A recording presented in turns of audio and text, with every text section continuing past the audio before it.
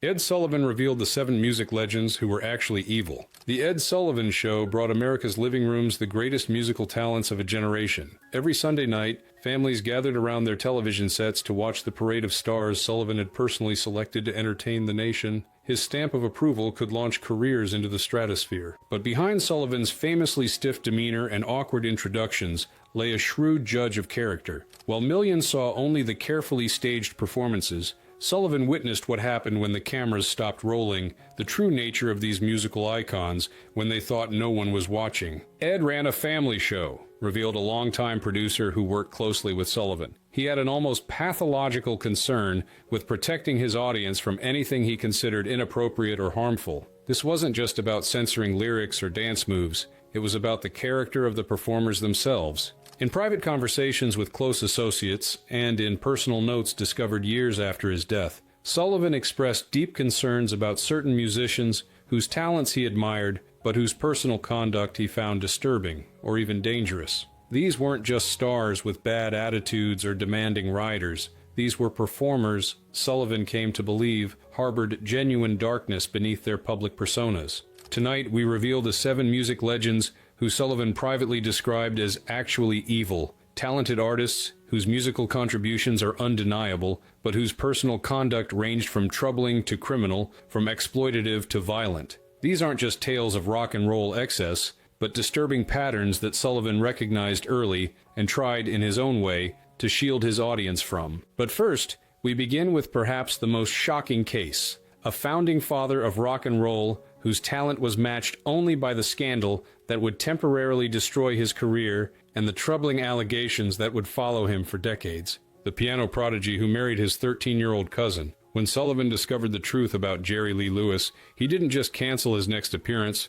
he blacklisted him for life. And that was before the mysterious deaths began. From Faraday, Louisiana, Jerry Lee Lewis. 1. Jerry Lee Lewis, the killer's darkest secret. When Jerry Lee Lewis took the stage on The Ed Sullivan Show in 1957, he was the very embodiment of rock and roll's dangerous energy. His pounding piano style, wild performance antics, and songs like Whole Lotta Shakin' Goin' On and Great Balls of Fire had earned him the nickname The Killer and positioned him as a potential rival to Elvis Presley for the crown of rock's greatest star. Less than a year later, Lewis's meteoric rise came crashing down when the British press discovered the shocking truth during his UK tour. The 22-year-old Lewis had married his 13-year-old cousin, Myra Gale Brown. Making matters worse, Lewis had lied about her age, claiming she was 15, still scandalously young, but less obviously criminal. Sullivan was furious. He never invited him back,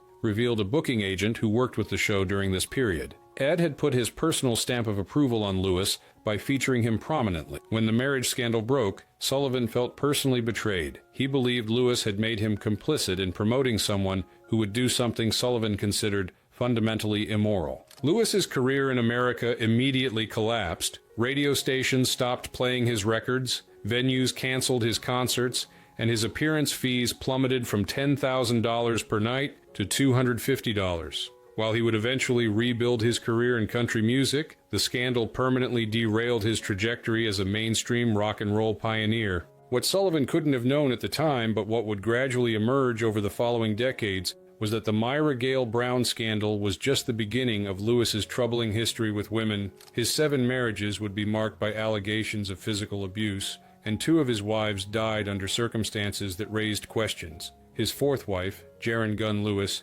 drowned in a swimming pool shortly before their divorce was finalized, and his 5th wife, Shawn Michelle Stevens, died of a methadone overdose just 77 days after their wedding. Sullivan had a 6th sense about performers with dangerous tendencies, noted a television historian who studied Sullivan's career. His refusal to have Lewis back wasn't just about the scandal itself, but about what Sullivan perceived as a fundamental character flaw. Time would prove that instinct correct as Lewis's life became marked by violence, substance abuse, and tragedy. While Lewis remained a towering musical influence whose piano style and unbridled performance energy shaped rock and roll, Sullivan's early recognition of his troubling personal conduct represented one of the host's most significant stands against a major talent on moral grounds. James Brown dazzled audiences with his electric performances, But backstage, Sullivan witnessed a different man entirely.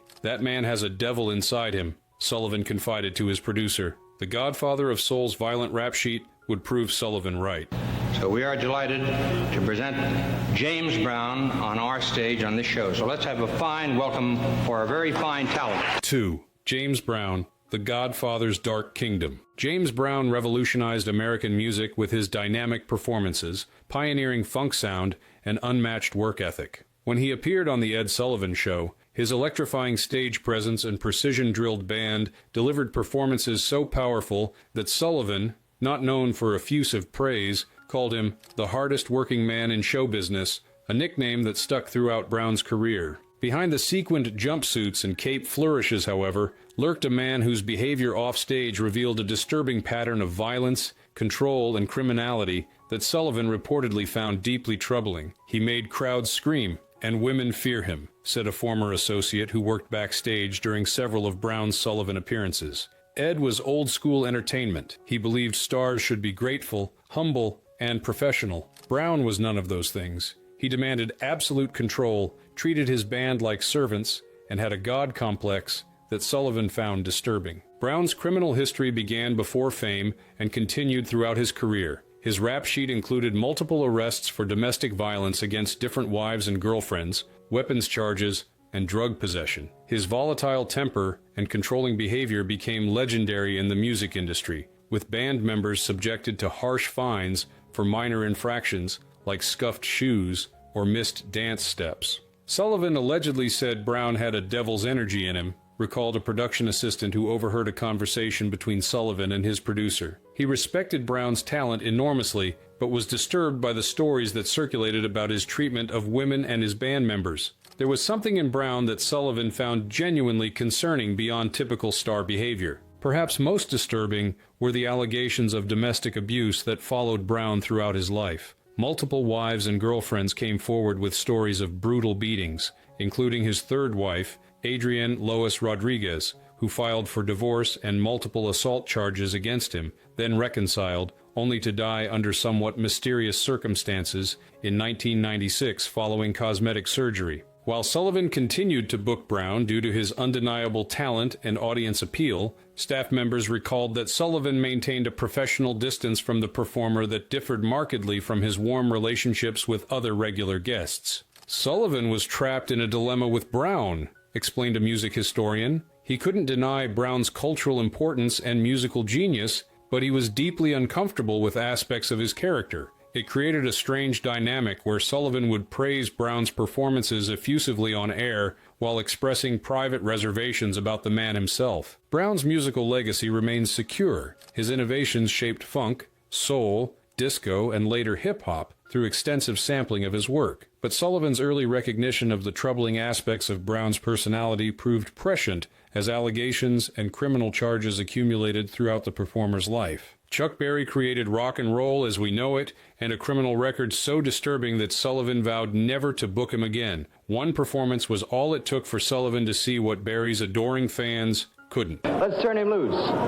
Ladies and gentlemen, Chuck Berry, Sweet Little 16. 3. Chuck Berry, rock's pioneer with a prison record. When Chuck Berry performed Maybelline on The Ed Sullivan Show in 1955, he was introducing America to a new sound that would help define rock and roll for generations to come. His distinctive guitar style, charismatic stage presence, and storytelling lyrics about teenage life revolutionized popular music and influenced everyone from the Beatles to the Rolling Stones. Sullivan initially embraced Berry as an exciting new talent, but their relationship reportedly soured as details of Berry's criminal history and ongoing legal troubles became increasingly difficult to ignore. Sullivan booked him once and regretted it forever, claimed a staff writer who worked on The Ed Sullivan Show during this period. Berry was brilliant on camera, but Sullivan was horrified when he learned more about Berry's past and his ongoing legal issues. It created a real conflict for Ed, who believed in second chances, but also felt responsible for who he presented to American families.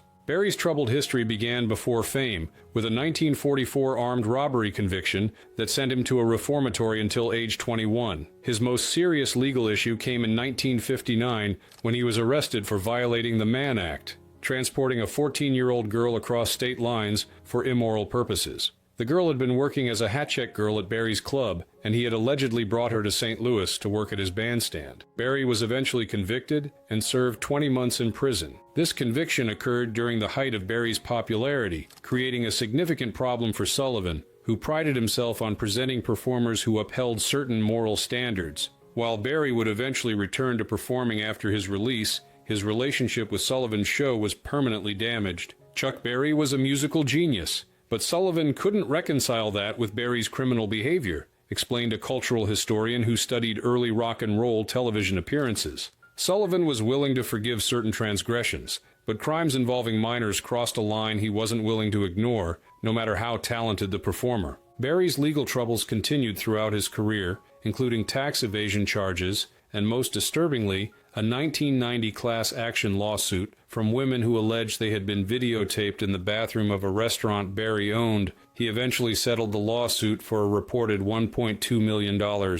What makes Barry's case particularly complex is the undeniable impact of his music contrasted with his troubling personal conduct. His innovative guitar work, distinctive sound, and compositions like Johnny B., Good, Roll Over Beethoven, and rock and roll music literally defined rock music and influenced generations of musicians who followed. Sullivan was caught in the difficult position of recognizing Barry's revolutionary musical contributions while being deeply troubled by his personal conduct, noted the historian. It represented one of the earliest examples of the separation of art from artist that continues to challenge the entertainment industry today. Sullivan famously refused to show Elvis's hips on television. The real reason? Not the dancing, but what Sullivan called a disturbing pattern with young female fans that left him deeply concerned about the king's private appetites.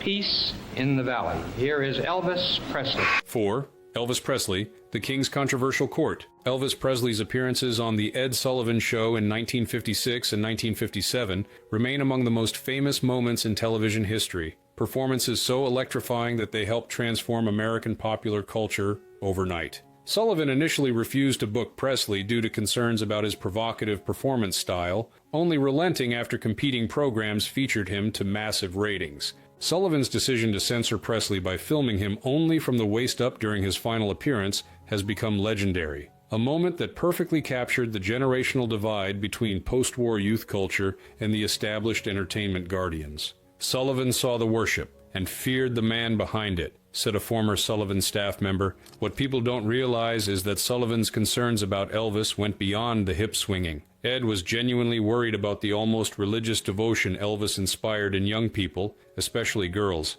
He thought there was something unhealthy about it, something potentially exploitative. Sullivan's unease about Presley's influence represents one of his more controversial judgments. Unlike others on this list, Elvis had no known criminal record or documented cases of abuse. However, retrospective examinations of Presley's relationships have raised questions about certain patterns in his personal life. Most notably, Priscilla Beaulieu began her relationship with Elvis when she was just 14 years old, and he was 24. Though they didn't marry until she was 21, Priscilla later revealed that their relationship included controlling behavior, with Elvis shaping everything from her appearance to her movements. Additionally, biographers have documented Presley's apparent preference for very young, virginal women whom he could mold to his specifications. Sullivan wasn't privy to the details of Elvis's private life, but he sensed something in the dynamic between Elvis and his young female fans that troubled him, explained a cultural historian. It wasn't just moral panic about rock and roll. It was concern about the power imbalance between an adult male star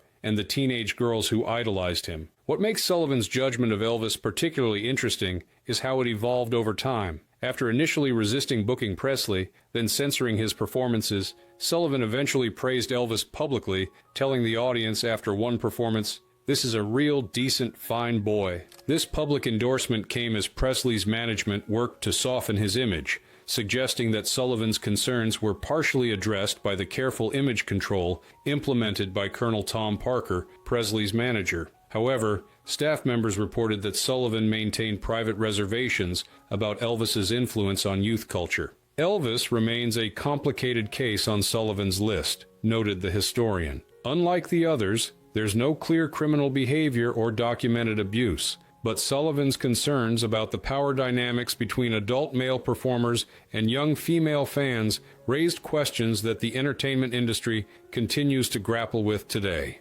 While audiences enjoyed Phil Spector's wall of sound, Sullivan warned his staff, "Keep that man off my show." Decades before Spector murdered an actress in his mansion, Sullivan had already identified him as genuinely dangerous.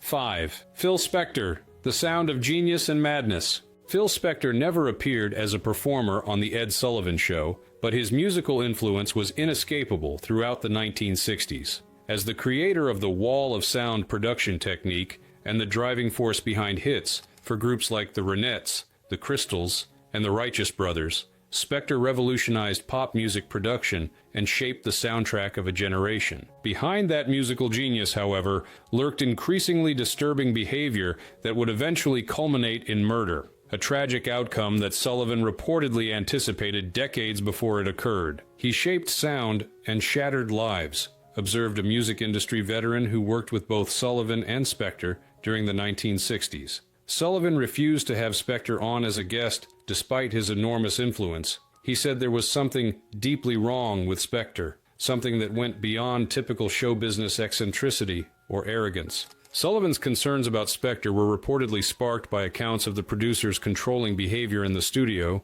and his disturbing treatment of artists, particularly female singers. Ronnie Spector, lead singer of the Ronettes and later Phil's wife, would eventually reveal that her husband kept her virtually imprisoned in their mansion, threatening to kill her if she left him. Sullivan reportedly despised his arrogance and refused to feature him directly, said a booking agent who worked with the show. Acts produced by Spector would appear, but Sullivan deliberately avoided giving Spector personal attention or credit. This wasn't just professional jealousy. Sullivan genuinely believed Spector was dangerous and didn't want to elevate him personally. What makes Sullivan's assessment of Spector particularly prescient was how accurately it predicted the producer's eventual downfall. As Spector's behavior grew increasingly erratic and threatening through the 1970s and beyond, stories emerged about him pulling guns on artists including John Lennon, Leonard Cohen, and the Ramones during recording sessions. This volatile behavior culminated in the 2003 shooting death of actress Lana Clarkson at Spector's mansion, a crime for which he was eventually convicted of second-degree murder and sentenced to 19 years to life in prison, where he died in 2021. Sullivan had an almost uncanny ability to sense genuine darkness in certain performers, noted a television historian. His concerns about Spector went beyond disliking his personality or professional conduct. Sullivan seemed to recognize something fundamentally disturbed in Spector decades before it became impossible for the rest of the world to ignore. The Spector case represents perhaps the most extreme validation of Sullivan's judgments about performers' character. The musical genius who created some of the most uplifting, emotionally resonant pop music of all time eventually revealed himself to be capable of the ultimate violence, exactly as Sullivan had apparently feared decades earlier. Ike and Tina Turner brought the house down, but Sullivan noticed something chilling: how Ike watched Tina's every move. Behind the perfect choreography, Sullivan recognized the signs of abuse years before Tina's escape made headlines.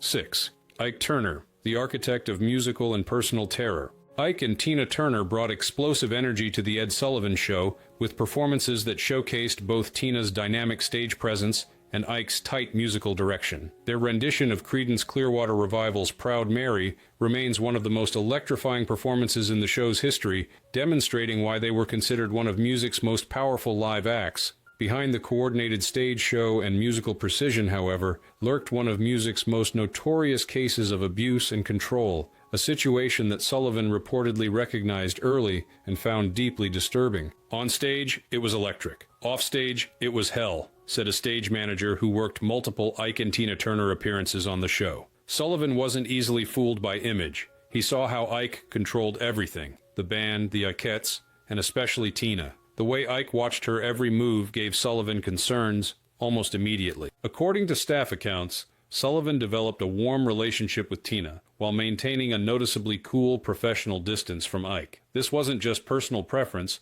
but reportedly stemmed from what Sullivan observed backstage and heard from industry contacts about Ike's treatment of his wife and performers. Ed loved Tina, but Ike's violence, control, and cocaine-fueled rages disgusted him, revealed a production assistant who worked on several of their appearances. Sullivan would go out of his way to compliment Tina directly, deliberately bypassing Ike, which was practically unheard of given Ike's controlling nature. It was Sullivan's subtle way of acknowledging what he believed was happening behind closed doors. What Sullivan apparently sensed became public knowledge years later, when Tina finally escaped the relationship in 1976 and eventually revealed the full horror of her marriage in her autobiography, I, Tina, and the subsequent film, What's Love Got to Do with It? Tina described enduring years of severe physical abuse, being forced to perform while injured, and living in constant fear for her life. Sullivan booked them early on, but sources say he kept his distance from Ike,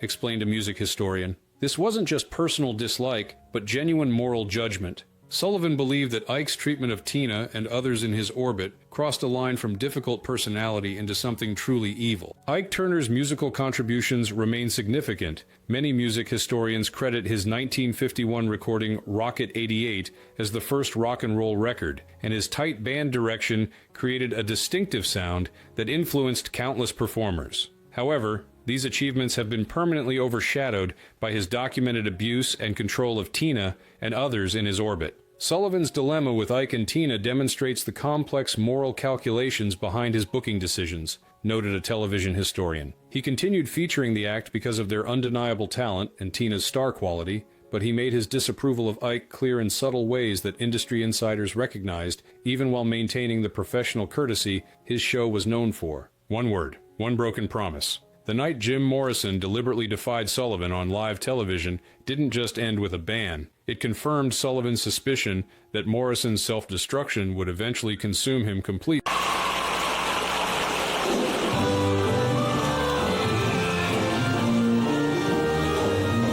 7. Jim Morrison, the poet who defied America's host. The Doors' 1967 appearance on The Ed Sullivan Show was supposed to be a crowning moment for the rising psychedelic rock band. Instead, it became one of the most notorious incidents in the program's history and earned the group the rare distinction of being permanently banned from television's most important music showcase. The conflict centered on the band's hit song Light My Fire, and specifically the line, "Girl, we couldn't get much higher." Sullivan, concerned about drug references on his family program, personally asked Morrison to change the lyric to "Girl, we couldn't get much better" for the live broadcast, a request Morrison agreed to backstage. When the cameras rolled, however, Morrison defiantly sang the original lyrics, making direct eye contact with the camera as he delivered the word "higher." It was a deliberate act of rebellion that Sullivan interpreted not just as professional discourtesy, but as a personal betrayal. One lyric, one act of defiance,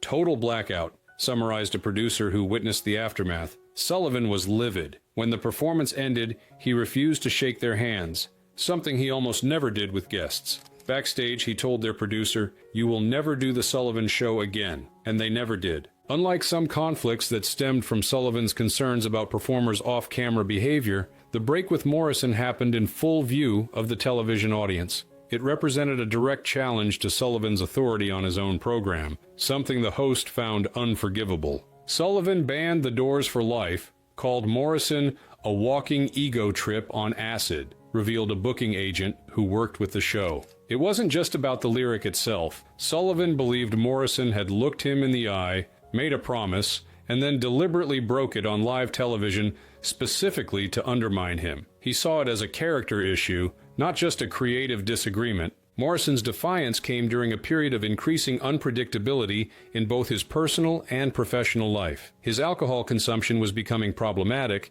his behavior increasingly erratic, and his performances more volatile. Within a few years, these tendencies would lead to the infamous Miami incident, where Morrison was arrested for allegedly exposing himself during a chaotic performance, a charge that remained controversial and contested. Sullivan's judgment of Morrison went beyond the higher incident, explained a cultural historian who studied the relationship between rock musicians and television. He apparently told his staff that Morrison had something destructive in him that goes beyond typical rock rebellion. Sullivan seemed to sense that Morrison's self-destructive tendencies weren't just artistic temperament, but something darker. This assessment proved tragically accurate as Morrison's downward spiral accelerated in the following years. His substance abuse worsened, his behavior became more unpredictable, and his artistic output suffered. Morrison died in Paris in 1971 at age 27, becoming one of rock's most iconic tragic figures. The Doors incident exemplifies how Sullivan's judgments about performers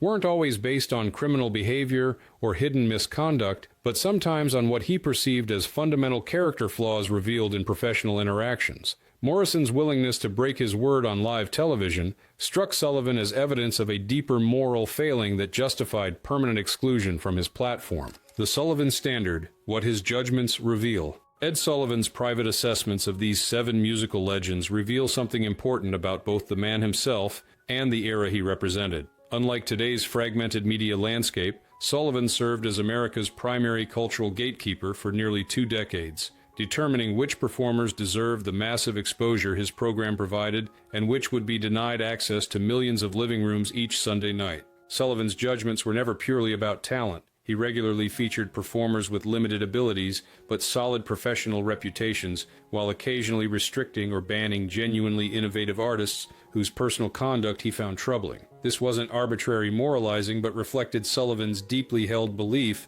that with cultural influence came responsibility, particularly when that influence affected young people. Sullivan saw himself as having a contract with American families, explained a television historian who studied Sullivan's career. He believed they trusted him to bring entertainers into their homes who, whatever their artistic styles, possessed basic decency as human beings. When he discovered behavior that violated that standard, he took it personally, not just as a professional misjudgment, but as a breach of trust with his audience. What makes Sullivan's assessments particularly interesting is how often they proved prescient. His early concerns about figures like Phil Spector, Jerry Lee Lewis, and Ike Turner identified troubling behavioral patterns that would later become impossible to ignore. While some might attribute this to conservative bias against rock and roll's inherent rebellion, Sullivan happily featured numerous rock acts whose backstage behavior met his standards of professionalism. Sullivan's era represented a fundamentally different relationship between media and celebrity morality. Without social media to instantly expose misconduct, and with powerful studio publicity departments controlling stars' public images, Sullivan's behind-the-scenes access gave him insights into performers' true characters that the general public often lacked. Sullivan wasn't always right in his judgments, and by contemporary standards, some of his moral boundaries seem outdated, noted a cultural critic. But he took seriously the responsibility that came with his platform at a time when television exerted enormous influence on American culture. His concern wasn't just about protecting his show's reputation, but about the cumulative impact these performers had on society. The passage of time has complicated our view of these 7 musical figures. Their artistic contributions remain undeniable. They created sounds, styles, and songs that fundamentally shaped popular music. Yet their personal conduct, ranging from troubling to criminal, forces us to confront difficult questions about separating art from artist